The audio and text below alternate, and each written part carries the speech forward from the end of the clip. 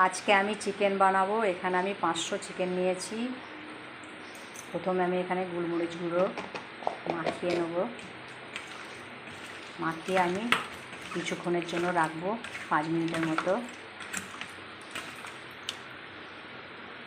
আমি গোলমরিচ গুঁড়ো মেখে রেখে দিলাম একটু।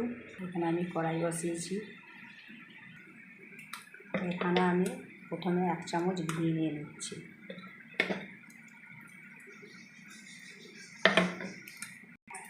আর অল্প একটু সাদা তেল, ঘি আর সাদা তেল একসঙ্গে আমি ফ্রাই করে নিলাম।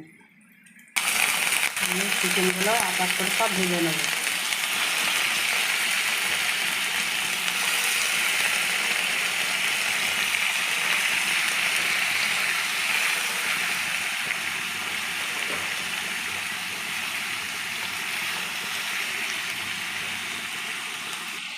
আমি চিকেনগুলো সব এক একটা করে উল্টে নেবো। এক পিস করে ভাজা হয়ে গেলে আর একটু উল্টে নেব।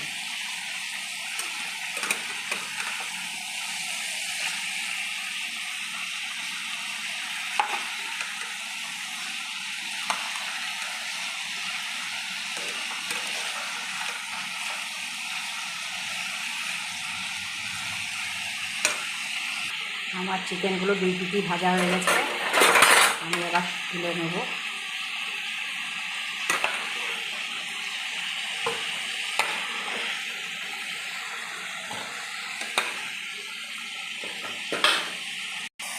আমি ওই তেলেই 2 শুকনো লঙ্কা, এলাচ, দারচিনি, লং ভেজে নেব। কিছুটা মৌরি ধনে, জিরে,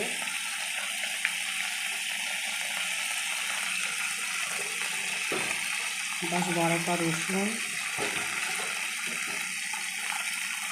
10-12 টুকরো আদা,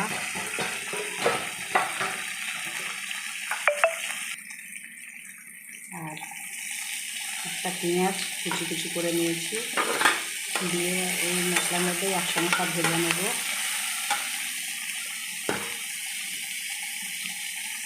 আর 10টা কাজু,